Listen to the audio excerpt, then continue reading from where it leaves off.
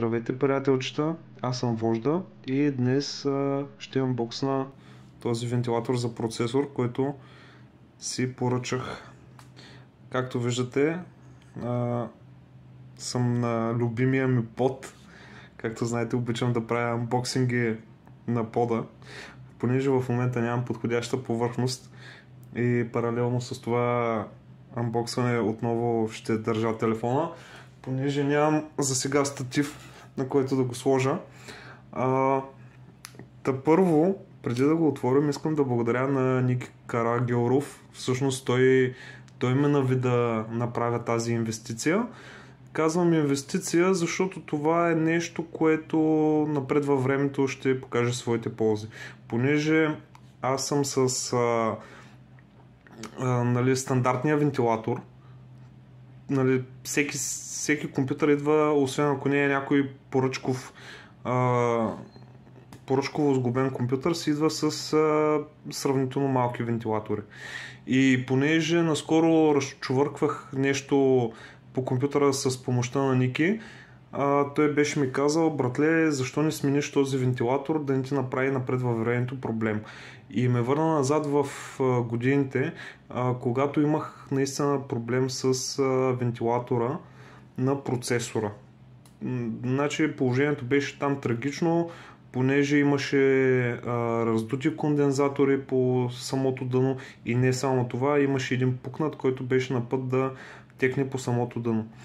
Той ми препоръча да си взема вентилатор, прати ми няколко модела, аз избрах именно този, не заради нещо друго, ами защото така попрочетах малко информация. Не мога да кажа, че съм специалист в тази област, но това, което видях е, че този вентилатор Cylon се води един от най-добрите в бюджетния клас вентилатори на процесори. Също така той ми съдейства и с промокод в уебсайта, от който го взех, и за капак на всичко отгоре, понеже днес бях на работа, получих съобщение от магазина, че са го доставили и пак той отиде да го вземе, така че благодаря ти, Ники. Линк за неговия канал ще оставя в описанието. Няма да губим повече време, ще ми извинявате, ако малко е шумно или падат някакви неща. Все пак с една ръка толкова мога да направя. Така. Може да се наложи от време на време да оставим и телефона. Така, тук имаме една кутийка. Това, предполагам, най-вероятно са частите.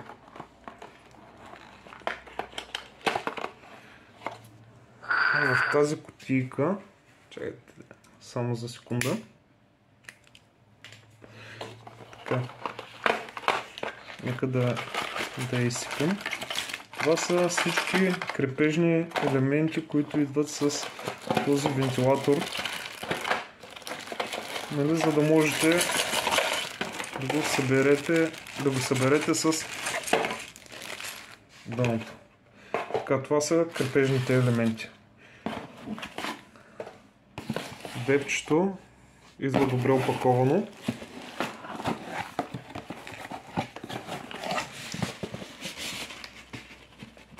Ще се наложи обаче така да го обърнем. Ето го и него. Изглежда доста масивен, макар че уж гледахме с Ники. Аз взимах уж някакви размери. Казвам уж, защото и до момента разпадаха се тук някакви топченца. Предполагам, че това е за влагата. Ето от тази турбичка. Казвам уж, защото като ги взех, макар че ползвах рулетка, ми се стори, че ще пасне. Да се надяваме, че ще стане точно това. Иначе ще бъда много силно разочарован, ако не пасне самия вентилатор. Това е е новия вентилатор на процесора. 5 minutes later. Така вече това е в отворено състояние. Виждате колко масивен радиатор има. Отдолу има едни щивчета, които така като ги завъртите, освобождавате фактически вентилатора от радиатора. След което мисля, че се приплъзваше нагоре. Понеже го правя с една ръка, ми е доста трудно. Затова ще ви го покажа направо, когато го разглобя. 2000 years later. Ето това е, скъпи приятели, целият вентилатор. Това е самият вентилатор и радиаторчето към него. Просто освобождавате ето тези щивчета и приплъзвате самия вентилатор нагоре и той се излиза без проблем. Сега ще го събера. Нека да видим първи крепежните елементи. Значи това се слага, тази част се слага в задната част на дъното. Това са тук скобите, с които се хваща. Това предполагаме за RGB-то. Понеже този вентилатор има и RGB, не знам при мен дали RGB-то ще сработи фактически. Ето това тук е RGB-то.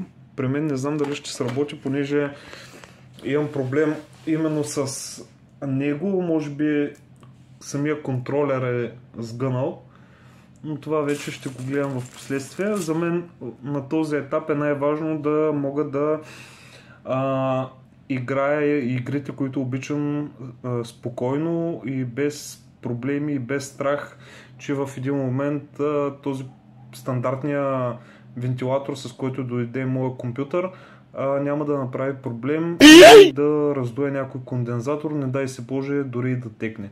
One eternity later. Така, приятелчета, това е крайният резултат. Дано се вижда добре.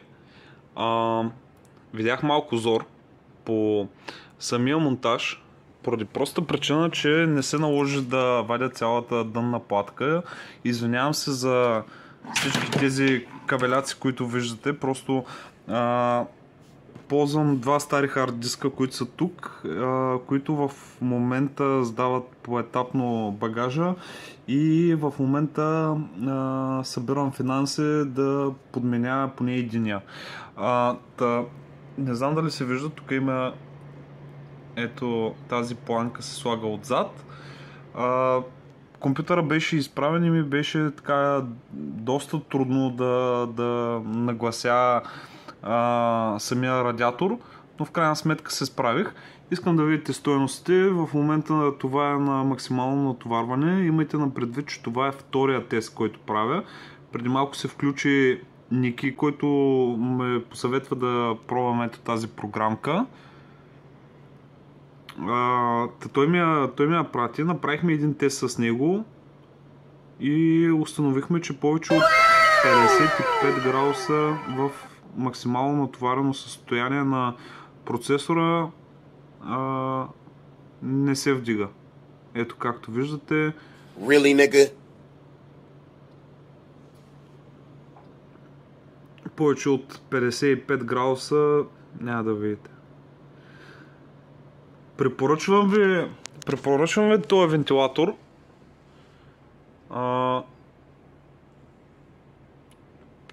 Който има нужда от смяна на вентилатор на процесор, говорим за бюджетен вентилатор. Цената му с промокода, който ми даде Ники, дойде около 62 лева и някакви стотинки. 62,8 или 10. Струва си наистина, както виждате, стойностите са доста добре. Благодаря за отделеното време. Ако клипчето ви е харесало, можете да го лайкнете. Ако не ви е харесало, съответно да го дислайкнете. Чао и до нови срещи!